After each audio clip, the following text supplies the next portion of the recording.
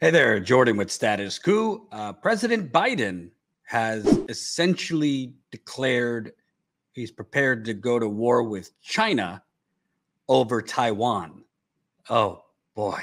Let's take a look. You didn't want to get involved in the Ukraine conflict militarily for obvious reasons. Are you willing to get involved militarily to defend Taiwan if it comes to that? Yes. You are? That's the commitment we made. That's the commitment we made. We are not, look, here's the situation. We agree with a one China policy. We signed on to it and all the attendant agreements made from there.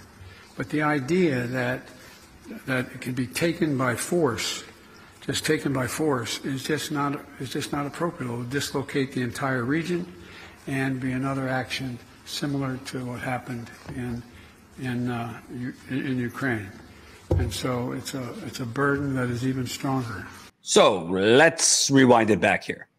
Biden says that China invading Taiwan would essentially be the same as Russia invading Ukraine.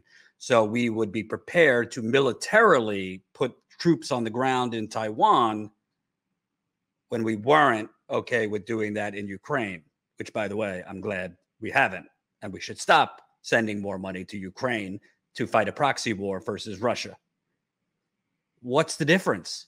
Why would President Biden be prepared, yes, to declare World War III on behalf of Taiwan, but not the same on behalf of Ukraine? Well, follow the money, Lebowski. China has been just growing economically and expanding in really, really explosive measures, as opposed to America, which has been crumbling, both infrastructure, investments in healthcare, education, tech, etc., over the last 30 years. If you want to know more about China and what China has been doing to expand, all you have to do is look at its Belt and Road Initiative, which is spreading throughout the world.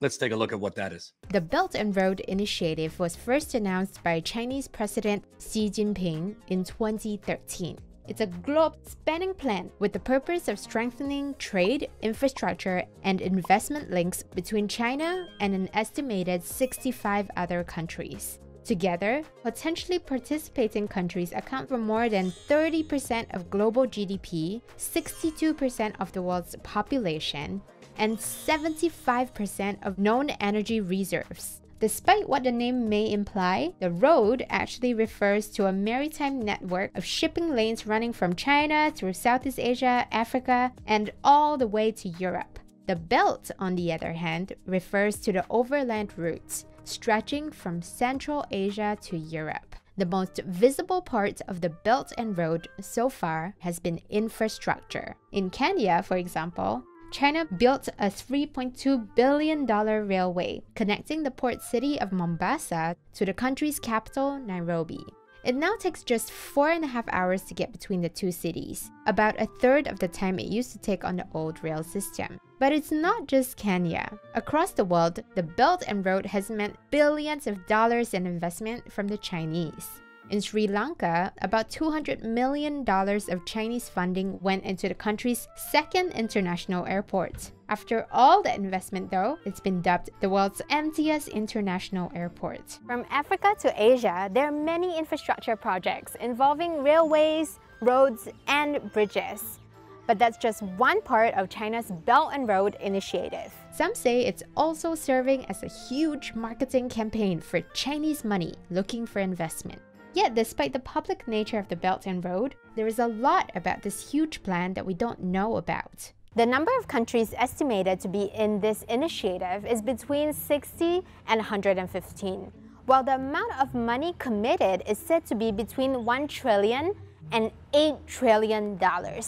So there you have it. China is cleaning our clock in global investment and forming economic partnerships, including trade, with between 60 and 115 countries. So, yeah, let's go to war with China. That's what's really going on here. I'm not for China invading Taiwan, by the way. That would be a huge violation of Taiwan's sovereignty. But we cannot go going to get militarily involved in land disputes around the world we would be more militarily involved than we already are, because there's land disputes all over the world throughout history, between China, Taiwan, Russia, Ukraine, and many, many other countries.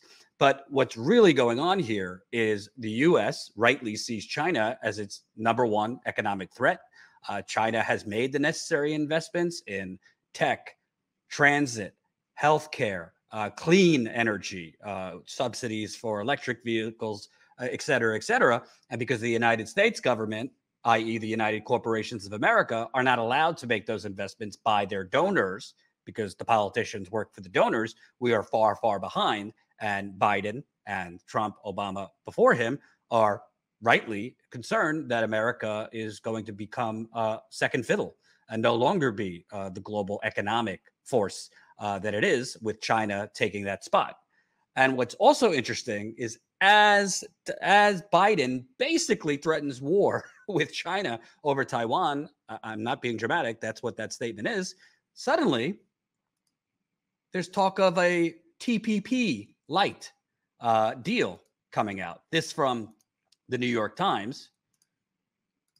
Biden to begin new Asia-Pacific economic bloc with a dozen allies. The goal is a resurgence in U.S. influence in the region, especially vis-a-vis China, after Trump's withdrawal from the Trans-Pacific Partnership.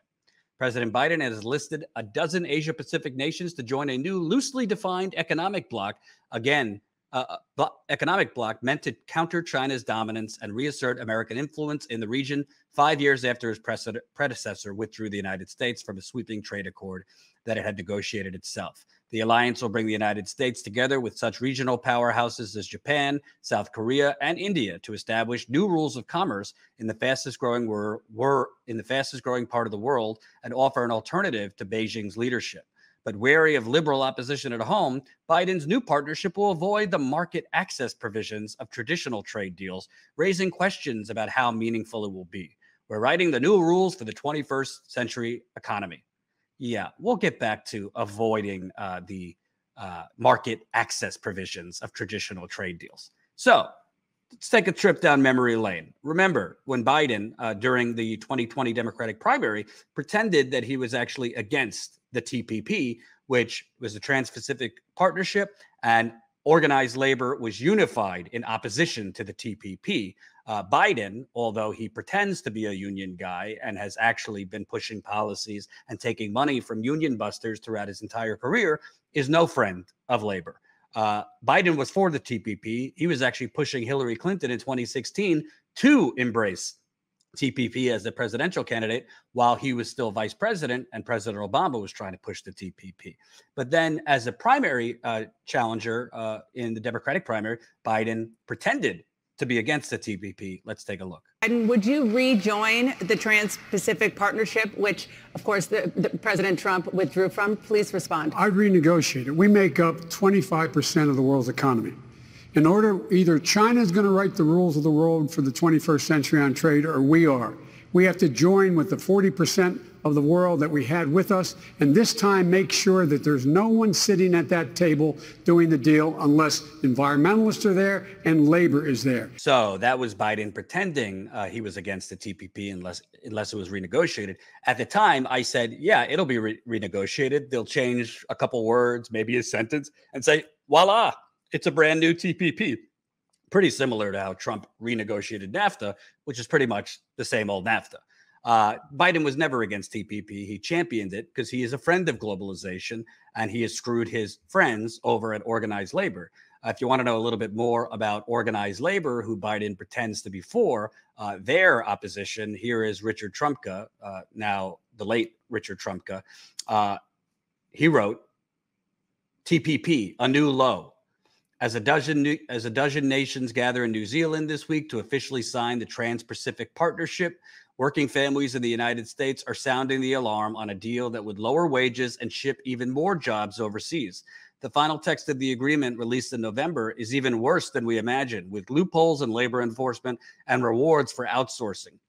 Like its predecessor agreements, NAFTA and CAFTA, the TPP is a giveaway to big corporations, special interests, and all those who want economic rules that benefit the wealthy few. It is no wonder the presidential frontrunners from both political parties oppose it. Oppose it. Oppose it. Again, they don't oppose it. Bernie legitimately opposed it.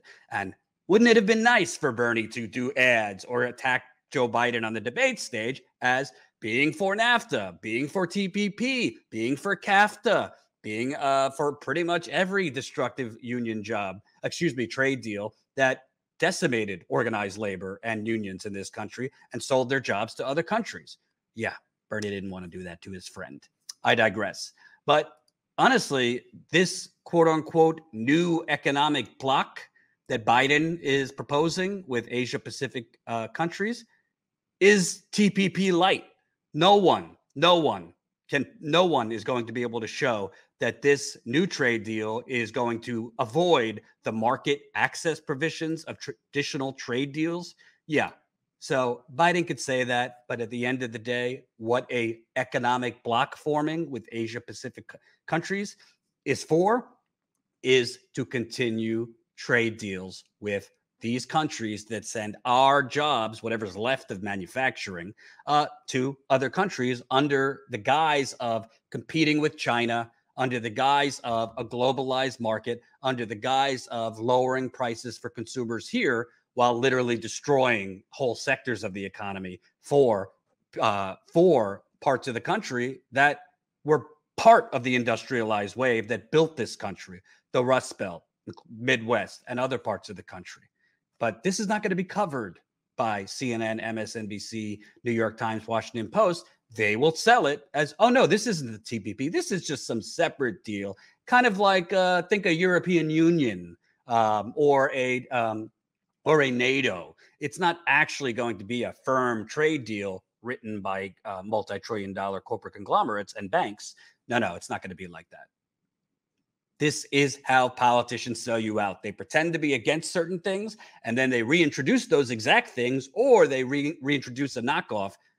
So he's not introducing the Trans-Pacific Partnership renegotiated. He's just reintroducing a new Asia-Pacific partnership with a dozen allies.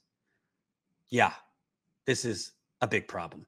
Big problem. And by the way, it's an even bigger problem and an even bigger lost opportunity, in my view, for progressives. I'm not trying to make this about the 2020 Democratic primary, but a lot of union members that I met on the road actually believed Joe Biden was a union guy because he tosses out, platitudes. My daddy said your only dignity is your paycheck, and threw out kind of low lunch bucket Joe platitudes. Well, wouldn't it have been nice to have a candidate showing this guy has been for every trade deal that decimated unions? This guy literally is taking money from union busters like Comcast as well as banks. Yeah, a lot of those union members didn't really know about that because a lot of their labor leadership was for Joe Biden because a lot of organized labor leadership is corrupt or clueless or weak. So it's a big problem. And honestly, I do see there being a much greater threat to actually American troops on the ground in Taiwan. Maybe they would call them advisors, which is often what the Pentagon uses and presidents use to disguise actual troops on the ground as advisors. But this is definitely a risky situation. We don't want troops anywhere near Taiwan. We do not want a war with China, which literally could create World War III. And we do not want any more globalized trade deals, which this is definitely one of them. The union movement in this country is actually resurgent for the first time in probably 20 years. So people need to be vigilant about this and realize he's trying to sneak TPP 2.0 through the back door under a different name. We'll continue covering this. Thanks for watching, and make sure to tune in to Status Coup's daily live stream Monday through Thursday at 5 o'clock Eastern Time and Fridays at 4 o'clock Eastern Time.